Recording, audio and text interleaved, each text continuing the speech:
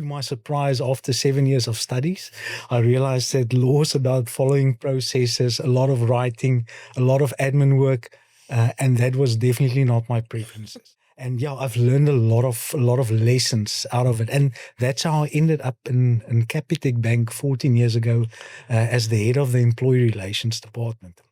And it was the first time in my life that I actually felt a physical shock in my body. When somebody says that's shocking news, that was the first time I experienced it. And that was the end of the conversation. Today's episode features a story where personal experience meets purpose-driven innovation. My guest, Sean, spent 14 years at Capitec Bank, shaping people and processes in employee relations and training. But when his son was born with Down syndrome, everything, his perspective, priorities, and career direction shifted. Out of that journey came BraveCo, a social enterprise dedicated to creating dignity, employment, and real economic opportunity for adults with Down syndrome. From artisan coffee to corporate gift boxes, BraveCo blends quality products with powerful social impact. In this conversation, we explore Sean's transition from corporate HR to social entrepreneurship, the challenges and joys of building BraveCo, and what true workplace inclusion looks like. We'll also talk about family, community, and the bold vision driving BraveCo's future. Sean, welcome to the Training Portal podcast. Let's dive right in.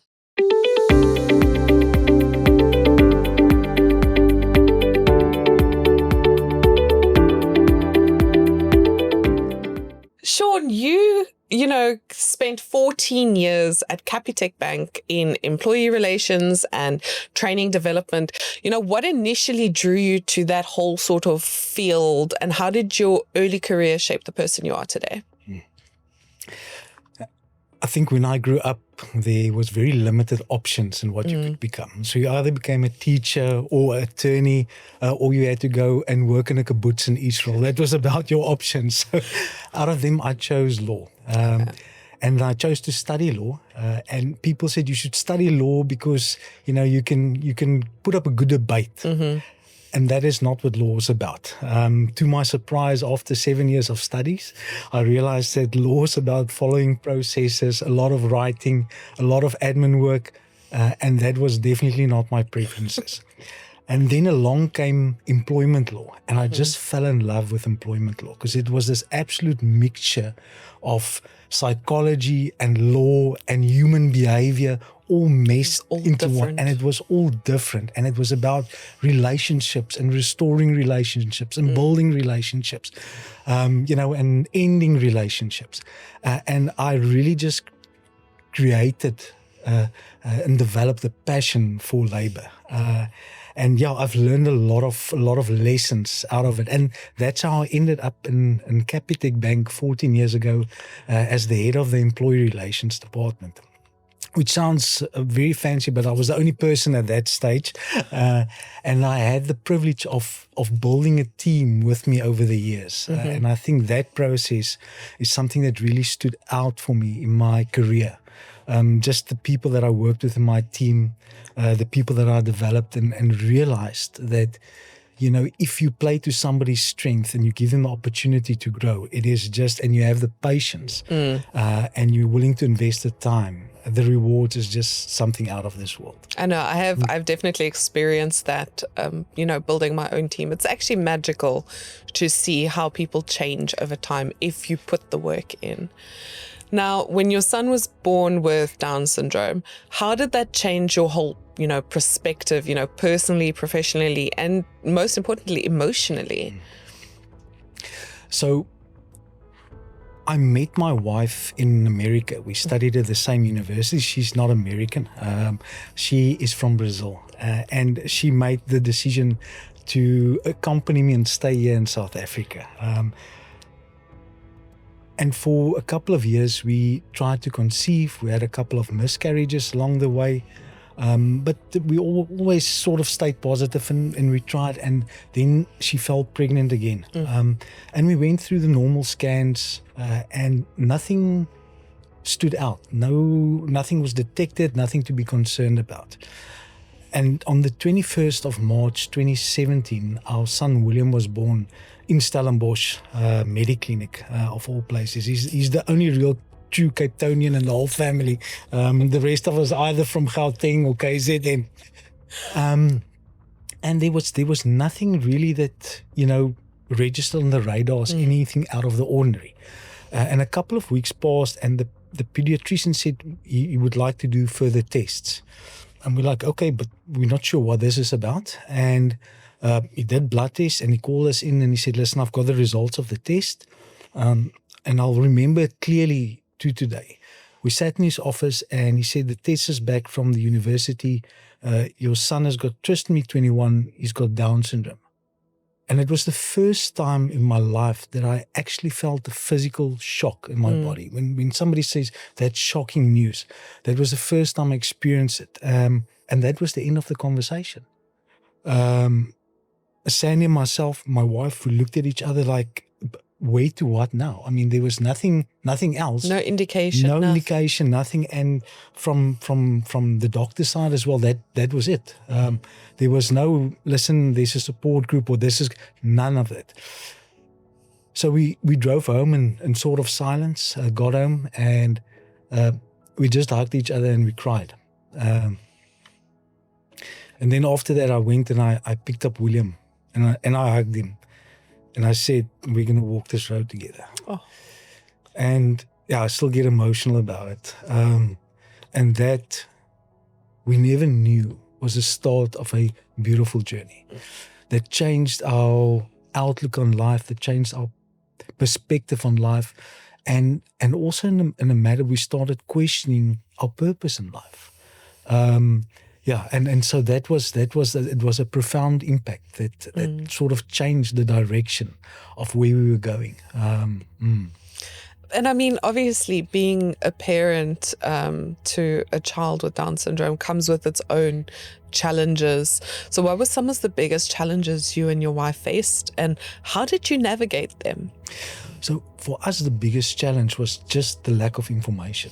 We would expect the medical fraternity to say, your son has been diagnosed, but here's a support group. This is what you can expect. There was nothing. There was nothing. And we could sense in that meeting as well the uncomfortableness because he also didn't know. And so our hunt for knowledge began, and possibly the worst possible place on the internet.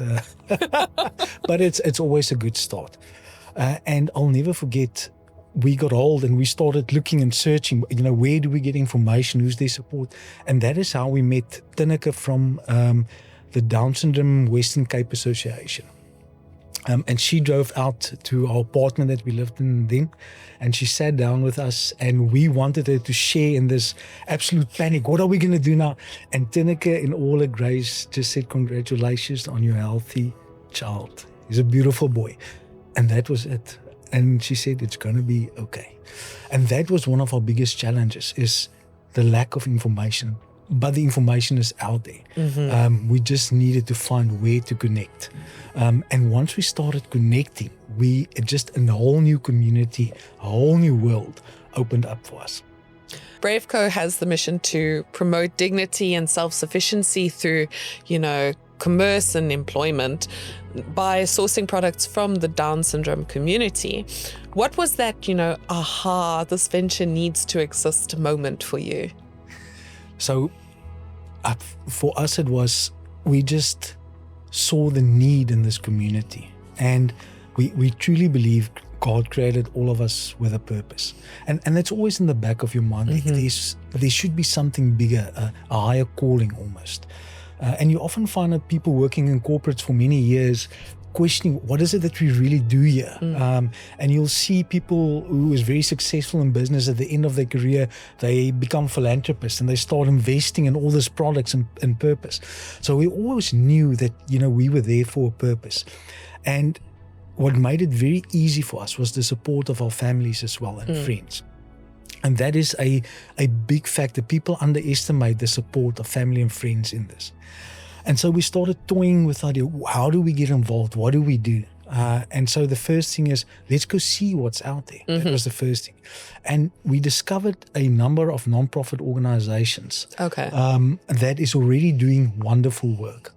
And so the first one is, we talk about from when a person is born till the end of their life, what that life cycle, who looks after them, who can take care of them, who can assist in that process. And that is how, first of all, we discovered the school that William is currently going to. It's called Club 21. It's a school just for children with Down syndrome. And if you ever want to hear inspirational story of the founder, Zell, her son was also born with Down syndrome. And she started the school because there was no educational system. And I think they're more than 100 learners now in South Africa. And I think they've just opened their 4th branch here in the Western fantastic. Cape. And they're doing fantastic work. And we found this, so the schooling was sort of sorted. We could get William to a school. The next one is we started reaching out to non-profits like Anoven. We saw Alter the Toy, House Horizon. So they cater for adults with intellectual disabilities after school. But it was almost like it wasn't enough. And to every person and every organization we spoke to, the message was, even if there's 10 more of our organizations, it's still not enough. And so, being in a bit of a corporate world, I started looking at things from a more economical sort of perspective. And we said, okay, but what else is there? And then we met a wonderful person, Lynn Rutherford, and his son, Josh, that started Down with Dough. And Down with Dough, they started and they baking gluten-free double chocolate brownies. And it's by hands down the best brownies that you will ever taste. And in about 2022, we went to visit Lynn. And Lynn is also a non-profit. And it was amazing that she started at our house first to start this business where she employed adults with intellectual disabilities. And we said, but this product that you have is really some of the best brownies that we've ever tasted. It is just, why didn't they sell this in Woolworths? It's just so good.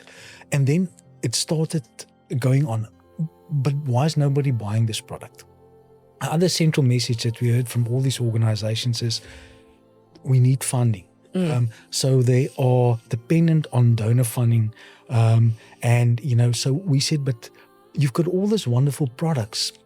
Why is it not out there? Why isn't that sort of using it to generate funding? To generate your own funding? And that's when we started and said, okay, but what if we start pulling all these products together? What if we start putting a commercial spin on it? And we wanted to move away from the shame factor to the oh wow. Because we would give the brownies to people and say, just taste this brownie. And people go, can't believe this is gluten-free. Okay, it's not sugar-free because there's like dark chocolate. And it's just not such thing as a good sugar-free brownie. And people like, this is awesome. And some people said, I want this in my coffee shop. And then we said, that's great. And by the way, this is the story behind it. And we saw that, from a commercial point of view, it just simply made sense for people to buy a quality product and to buy a product that has purpose. So it's almost like a double whammy. It's not a product that is bought out of pity. It's bought simply because it's just a good product and it is commercially viable to buy the product and sell it. And this is where the idea of BraveCo was, how can we connect all these pieces? And one thing that we also saw in the community is schooling was great. That was okay. But there was a gap after schooling. So what typically happens is the adult with Down syndrome ends up staying at home with one of the parents, usually the mom, while the dad is out working. And they sit at home and they don't have anywhere, they don't have employment to keep them busy, and they sit at home getting, turning 30, 40, 50 years old.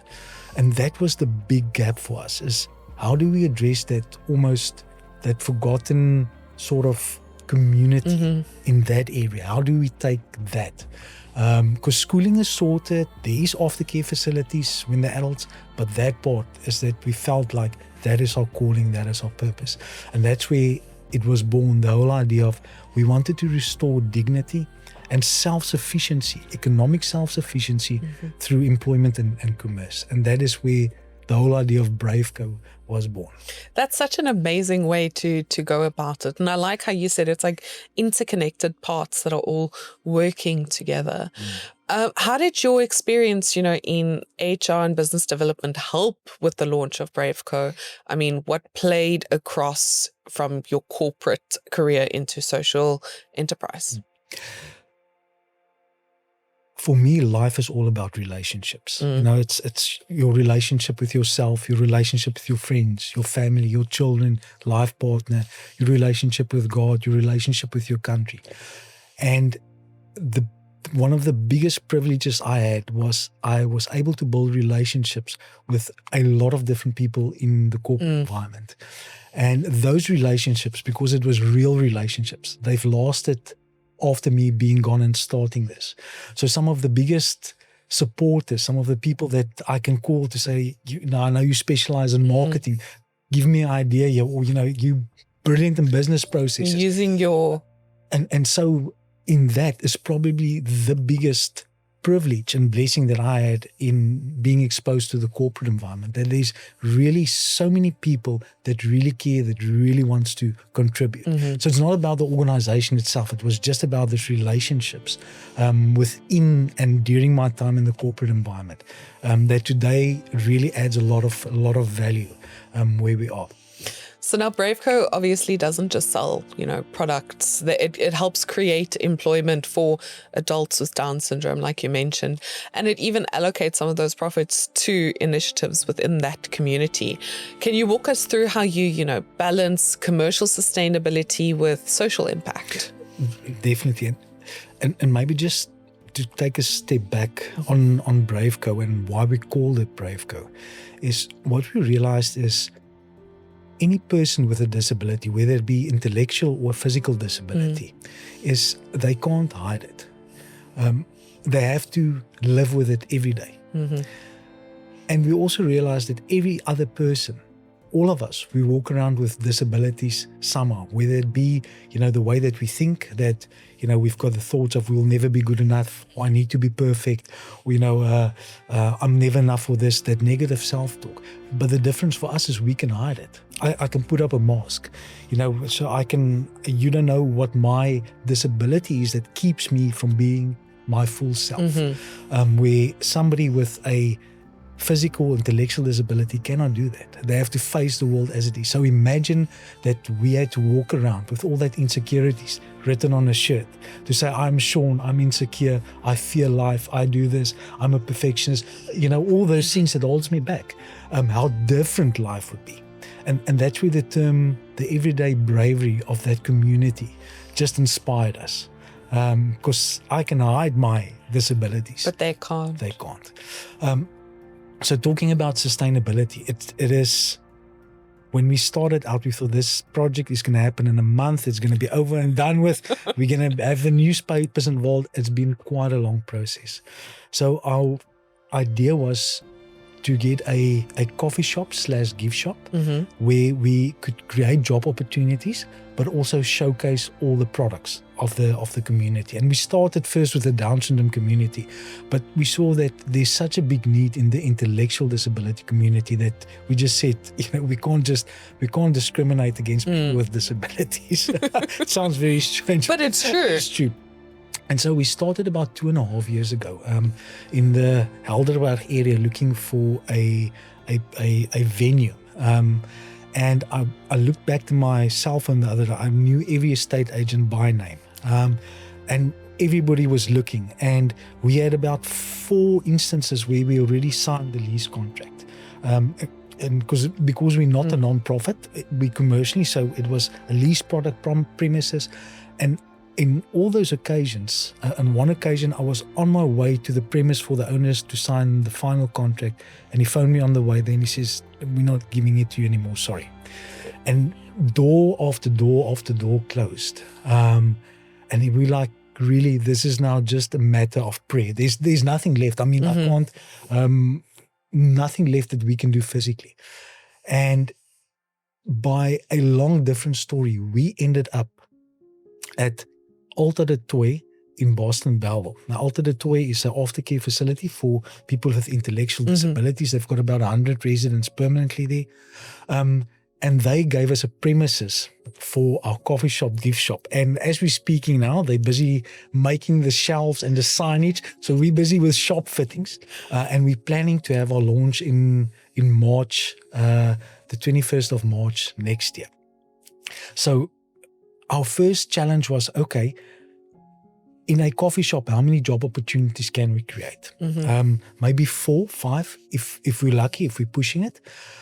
But what other way can we create job opportunities? And then we said, we've got this community of moms and kids sitting at home that doesn't have a income generating business. They've got an income from maybe the dad that's earning a salary. How can we use that untapped potential? And so we're focusing on not only putting existing products in the shop, but empowering families to say, start your own business. Whatever you make, we'll sell if it's a quality product. And if you can't make something, let's see what we can brand for you. But start your own business. And so we want to, through that, start and create opportunities in a lot of small little businesses in homes, and not just 4 or 5 in one coffee shop as an example. And so that is what we're looking at, the sustainability of this. It needs to be self-funding. And so our dream is to roll this out in every community in South Africa. But it needs to be a commercially viable business for somebody that they can make a living from. The only difference is a part of the product goes back into the purpose to sort of uplift, create new little business ventures. And it is amazing the amount of people that says, listen, I'm a specialist in pottery. What can I do to help? I'm a chef. What can I do to help? And now what we have is we buy the products wholesale, we sell at retail, and hopefully we get people in the shop and say, but I want this in my shop too. I want that in my shop. I've got a business here. And it really does work. My brother's got a coffee roastery. We are a coffee roastery in Durbanville. And so they are sort of our guinea pigs when we get products. And they've been selling down with those brownies for the last, I think, 4 years now. Top seller in the shop. Big supporter. I know Ven in Somerset, they make aprons out of jean material. Some of the best quality aprons I saw. And then when I took it to my brother, he's like, no brainer. Each of my baristas must have one of these aprons because it's just a good quality product. And so it does work. We've tested it on a micro scale, and we believe that it can roll out. Yes. So in your view, what are the biggest myths or misconceptions that employers have when it comes to hiring adults with Down syndrome? I think South Africa sits in a very unique situation, especially when we look at it from an economic point of view. We're looking at joblessness amongst our youth. People estimate up to 50%, between 30 and 50%.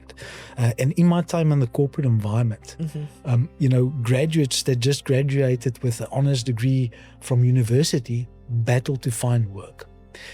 Now, you can imagine if you have any, let's call it, defect in the employment market, you're in the back of the queue.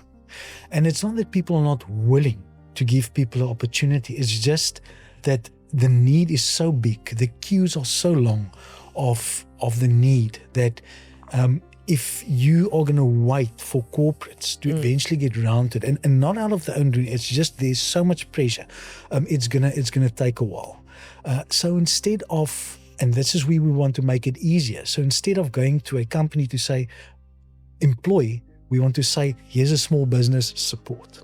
Okay. So buy the product. Because it does take, especially with intellectual disabilities, the learning process is different. So there's not a lot of unsupervised work that can be done. There needs to be a facilitator there because it's different. And our systems are not built for different. If you look at our schooling systems, it's not set up for different. It needs to be the same. In our corporate environment, it needs to be the same. And I think that is the biggest challenge. There is really people that once they see it, they say, we want to invest the time. And I think what we talked about, the development of people and teams, is you really need to have a passion, and you need to have the commitment to say, I'm going to invest time and effort, then you will reap the benefits. But at this stage, because of our economic situation in South Africa, it is very difficult. And I understand for employers to invest in it in general. But you do get, there's really guys that's investing in it. But still, even if there's 100 more of them, there's still not going to be enough. So next big thing is build your own system of employment, and that is what we're looking at. I love that. Hello and welcome to Training Portal, your trusted partner in skills development and BEE advisory. We are excited to share with you how we can support your business's growth with our expertly designed training solutions. At Training Portal, we are proud to be a leader in skills development consulting and a multi-accredited training academy committed to solving your unique challenges through innovative and cost-effective solutions. Whether you are looking to enhance your team's skills, comply with industry regulations, or maximize your BEE scores, our extensive range of over 300 short courses and more than 30 fully accredited qualifications cover all your needs. From agriculture to information technology, our CETA and QCTO accredited qualifications are designed to provide comprehensive learning experiences. We here at Training Portal understand that every organization is unique. That is why we tailor our training programs to fit your specific requirements, ensuring maximum benefits within your available resources. Our innovative learning platform allows for flexible, self-paced study, available both on-site at your premises and through our Training Portal campuses all across South Africa. Our process is straightforward yet impactful. Starting with a detailed consultation, we develop bespoke solutions that align with your training, financial, and BEE objectives. Success stories from our clients across 18 industries are a testament to our commitment. With Training Portal, you achieve more than your training outcomes. You gain a partner who stands by you from the initial consultation through to the continuous management of your training program. We cater to a wide array of training needs with meticulously crafted solutions. Beyond our main campuses, we have also developed a community campus initiative, bridging the education gap in rural and disadvantaged areas. Through partnerships with forward-thinking companies, we provide accessible, accredited training and rapid learning courses, directly empowering these communities. This initiative not only fosters local talent and meets the partner's skills development objectives, but also contributes significantly to the socio-economic upliftment of the areas we serve, embodying our belief in the transformative power of education for all. Thank you for considering Training Portal as your skills development provider. Visit our website at www.trainingportal.co.za or contact us directly to learn more about how we can help you meet your business's skills development objectives through tailored training solutions. Step into the future of training with Training Portal. And what practical changes do you think a company could make, tomorrow almost, to become more inclusive and create meaningful employment opportunities for not just people with Down syndrome, but anyone who has an intellectual, disadvantage? I think the first step is to address the lack of knowledge. I think that's the first thing. There's a lot of misconceptions about people with disabilities in general, and I had them. I mean, we didn't grow up with anybody with disability in our family. My wife had a cousin that had Down syndrome, Gabriella, and they grew up with it, and for her it was like, but they can do it. There's a lot that they can do. So our lack of knowledge sort of now necessitates that we create our own narrative about people, perceptions about people that's not necessarily based on fact. And we need a instance, we need a aha moment to break that perception. Out of all groups of people, you need that one. And that is what we want to create. We want to create that one example, that one or two examples that people can go, okay, I didn't know this was possible. I didn't know. Let's do it. And so that's the first thing is just the lack of knowledge. And I would encourage, and it's not for everybody. People have different passions in life. But if there's employers out there that's got a passion for it, go and ask. Go visit these places. There's a host. Go and learn. Just go sit and just go say hello. That's it. There's not. It feels extremely uncomfortable in the beginning. I really don't understand. I've been there. But go and do it. If you're willing to challenge your own perception, if you're willing to say, I've got a lack of knowledge. What I believe, is it actually true? To challenge that is usually the first step in creating change. Now, are there any specific skills or supports that you've found makes the biggest difference when it comes to an individual with Down syndrome entering a new work environment? So when there's a work environment that caters for individuals with intellectual disability and Down syndrome, is the way that we work needs to be set up differently. So, for example, our adults with Down syndrome are more visual, so they like visual instructions. Generally, they like process and structure. So if you've got a work environment that you've got a lot of structure, a lot of process, a lot of visual aids with a bit of assistance, the world's your oyster. And I think, just some examples is, I mentioned Club 21, they already have their first accredited baristas with Down syndrome. I love accredited baristas. They completed their training. In South Africa, and we don't always celebrate it, and she's extremely inspirational. Cherie, and she wrote a book, The Way I Am. Breinjaard is her surname. She's the first Down syndrome person in South Africa, and if I'm not mistaken, in the world, that obtained a tertiary teacher's diploma with no special assistance. So she's got a tertiary qualification. Wow. She's an international speaker. She has written books. She is an actress. She's appeared in 3 or 4 different countries on TV shows. She's addressed the United Nations. She has been the international Down syndrome spokesperson for a couple of years. So just meeting those individuals just gives you a total different perspective. And till today, I've heard a lot of people speaking, and motivational speakers and so forth. We attended a book launch a couple of years ago, and what she said is stuck with me, and also changed my perspective on life. And she said, "I'm not here to tell you what God has done in my life. I'm here to tell you the little part that I was privileged to play in His plan." And it was just struck me as, as a society, how everything is about us, and we lose sight about the others. That Always. Actually, we're there to contribute to the bigger, and not the bigger to us. And that for me, it was so profound coming from her.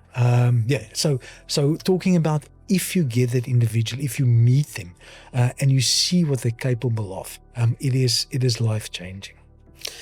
So you began this whole journey, with BraveCo for your son, William. But BraveCo aims to support our whole community, not just William. How do you stay connected with the families of adults with Down syndrome? How do you hear their voices and ensure, their aspirations drive your work? There is actually quite a connected community nationally, and especially in the Western Cape. The Lucky Few group, I think it's a Daniel support group. So the communities are mobilizing, and so they are connected. And one thing that since William has been born is, our Down syndrome antennas is extremely sensitive. So if you see somebody else is like with a adult or a child with Down syndrome, it's immediate. You need to connect. So it's very informal, and people do it out of passion. We are connected in the school system. We are connected with all the different organizations and the adults that is there. So on a daily basis, we interact with them, and that is beautiful. I mean, the stories out of that community is just, it is so inspirational. You have to take little doses of it a day, otherwise it's overwhelming. And that is the way that we keep connected. And because we are looking out and we're saying, listen, we're opening the shop, who needs products? And now people are just coming that we've never met, coming out and say, listen, how can we be involved? I've got an adult at home, they're good with this, can you give them a job? What can we do? And so on that point of view, we're really connected. We need to be connected. So the nature of the business forces us to be connected to the community. So you say that you've heard like all these stories, all these inspirational stories. Is there a story that, sticks with you that you've seen so far, someone with Down syndrome, gaining employment through BraveCo, being empowered by your initiative? So BraveCo is still in its infancy. So we haven't created the employment. Yet. But what we are going to get it. But when we talk about more established organizations like Down with Dough, and we've seen there's coffee shops that has actually employed some of the adults there as baristas or to work as waiters. We've seen that, some of the shops close to Alter the Toy has given opportunities to the adults to work in the store, to pack shelves, to help at checkout counters. So that for me is just, it is absolutely amazing that they're there independently by themselves, and employees are giving them an opportunity. Up in Gauteng, I know, I think with famous brands, they're also looking now to create more opportunities for in conjunction with Club 21 for the adults with Down syndrome. So it is happening.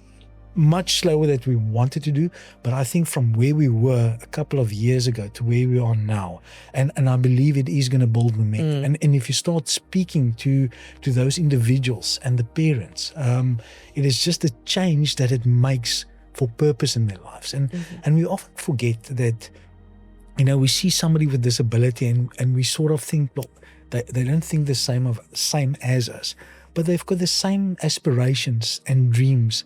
They want to develop, they want to contribute, they want to get married, they want to socialize, they want to interact, they want to be fashionistas, they want to sing, they want to perform, and they have nothing lesser. They've got exactly the same desires, but society is not set up to cater for that at this stage. But there is definitely pockets of excellence that is coming. So hopefully, if this goes well, and we have a repeat next year, I can maybe give you some better stories from BraveCo. But the stories are there. Yeah, we'll do a follow up in a year to see how everything has gone, especially after opening your shop in Alter du Toit in March.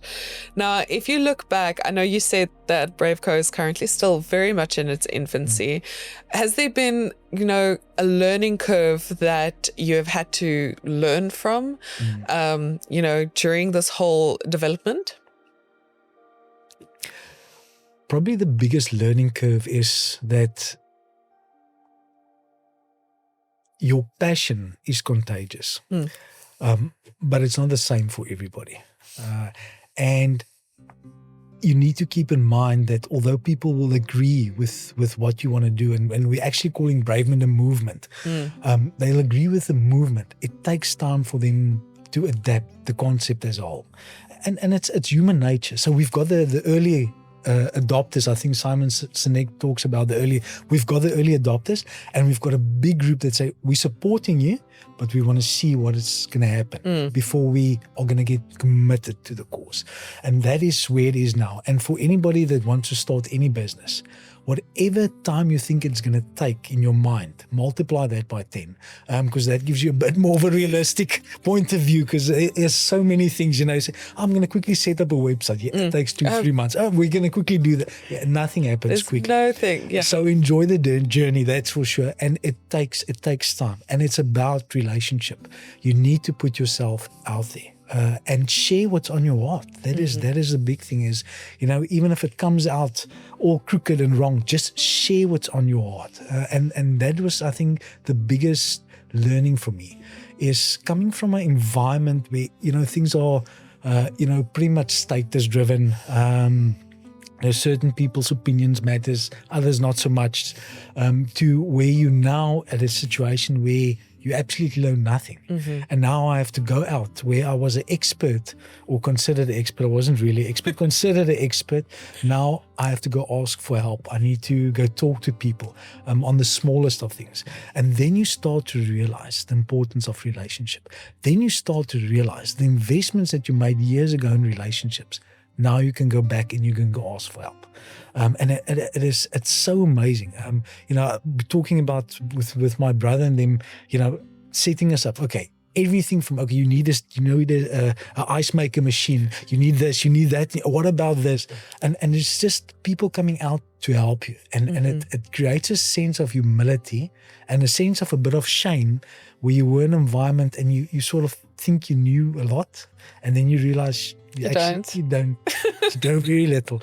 And so the learning process is, if you're willing to step out of your comfort zone It's humbling to see the response.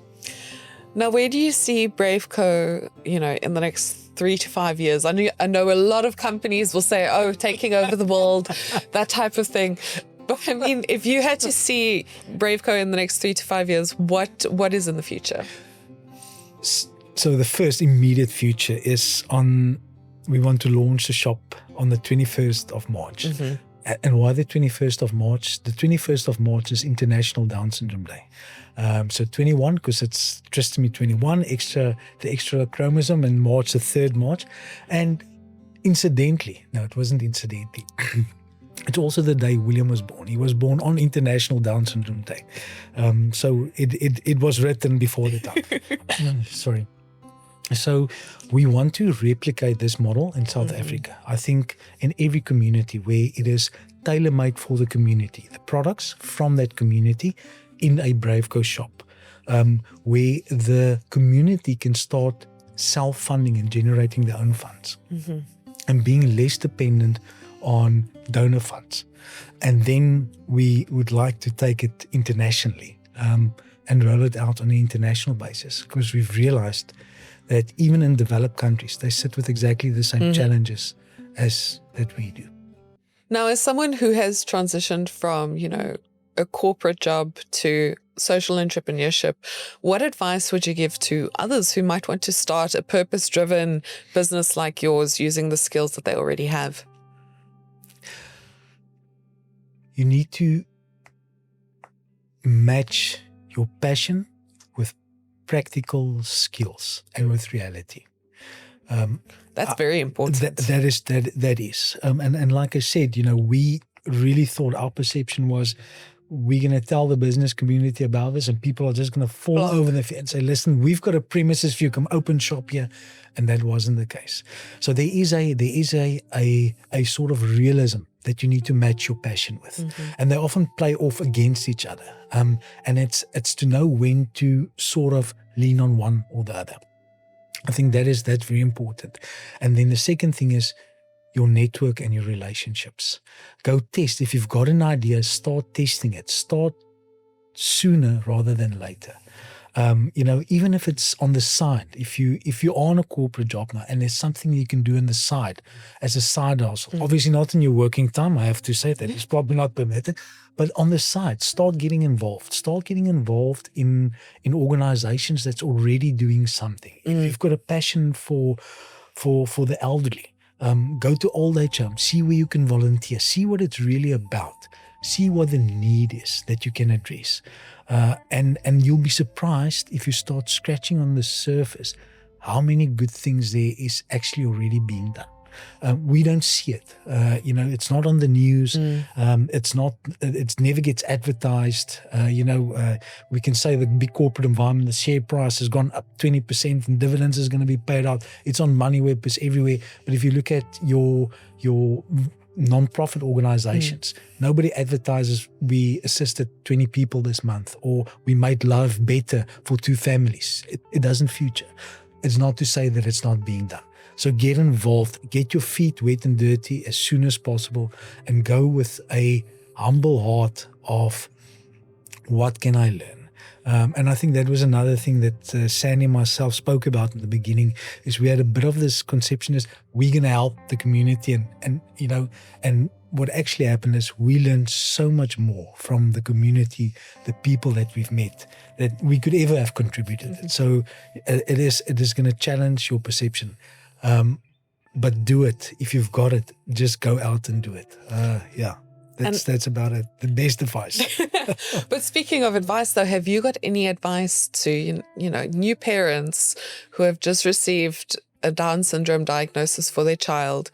You said that when you heard it, you were sitting in that hospital room and you were shocked. You did not know what to think, how to feel. Looking back at it now, have you got a piece of advice for them? Enjoy the moment and love your child.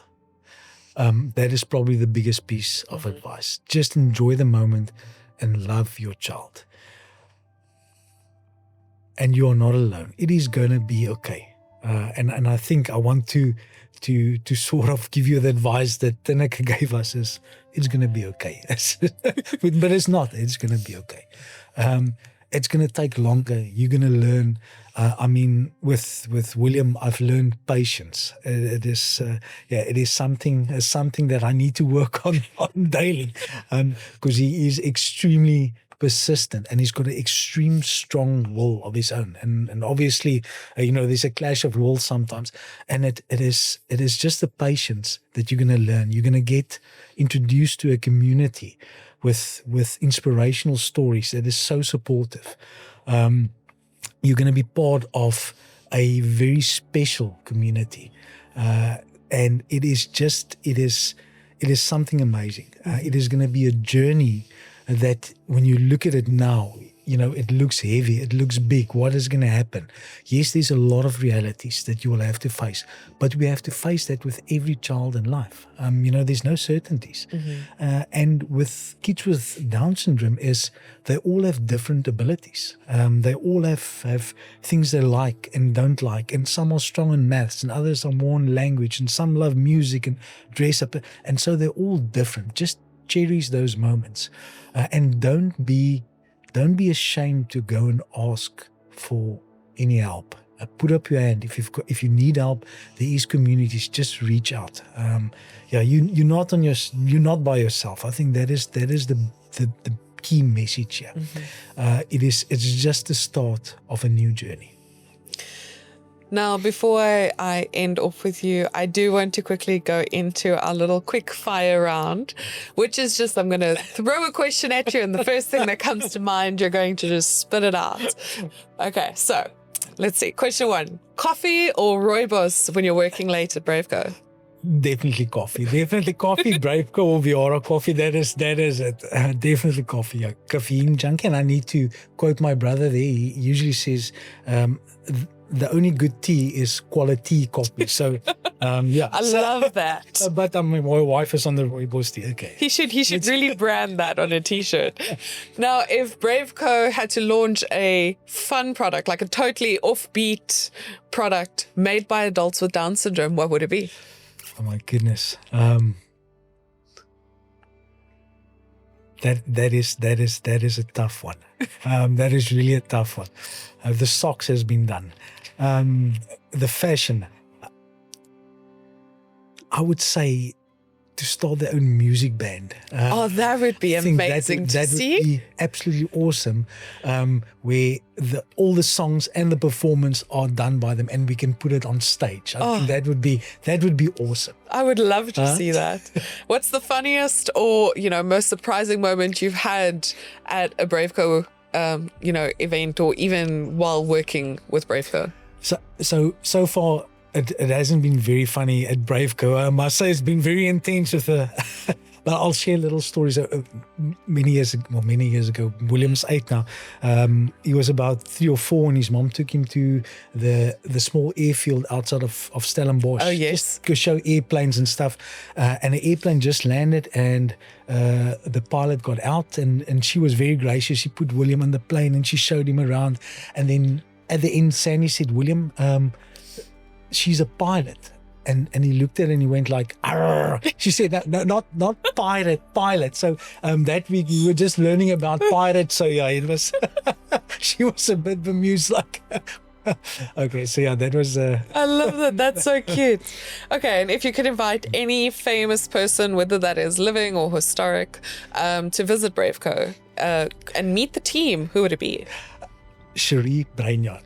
I'm a sold fan on her, and I actually, if she's going to listen to this, I hope there's a way that she could be at the opening. No, she is just what we are looking. If we can find more of her, that is just amazing. I mean, she's extremely inspirational, and in my eyes, she's a celebrity. I mean, what she has achieved is just phenomenal, really. So now I would really like to invite her, and I'm abusing this platform, but there we go. You hear that, guys? Let's make this happen. Make it happen. So. And is there, have you got a favorite escape or spot where you need to reset and just think big things?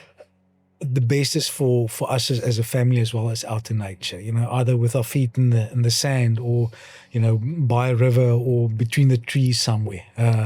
That is a place where we really recharge. It's just being close to nature. So that is a place where we can just sort of breathe a bit and relax, getting back to nature. I know it sounds so cliche. No, but sometimes that is needed. It is really, really needed, just to stand up and breathe sometimes. We forget to do that. Sean, I want to thank you so much for sitting down and chatting with me today. I must say it was an absolute joy to learn about BraveCo and about your cause and even about William and everything that you are doing for this community. Thank you very much for having me. And I've been following you guys, the training portal and just the work that you've done as well. Like I mentioned, I attended your opening of your center in Jamestown. That for me is just making a real difference. It's not just talking about it. So, I am extremely privileged to partner with you guys on this as well. Thank you very much for having me. Thank you. Next time on the Training Portal podcast. Everything's done. We're 2 weeks away from opening. It's half built. I'm like, I can't work for you. Like, I got this opportunity that I feel like I can't not take. And he looked at me with like red in his eyes. I think there was a paper on the thing in the street. And he was like, I'll see you Monday. And I'm like, okay. And I was like, so I left. And on Monday, he put a contract in front of me. And he's like, write whatever makes sense to you. A clean contract. On the table, we had this long table in the middle of the decide what his restaurant. salary was and how it was like, done, the incentive, everything. Yeah, like he's like, right there, whatever makes sense to you. Didn't even look at it. He just signed it. It's like, okay, cool. I would carry on. That was it. Never spoke about that again. You didn't frame it, did you? Huh? You should have framed it. Yeah, I should have. I wonder if we still have it It could inspire you, but keep it in your office. Yeah. But that was a very close call of something going on. Yeah, but we were our decisions was very cautious always. So we didn't, there wasn't one big thing.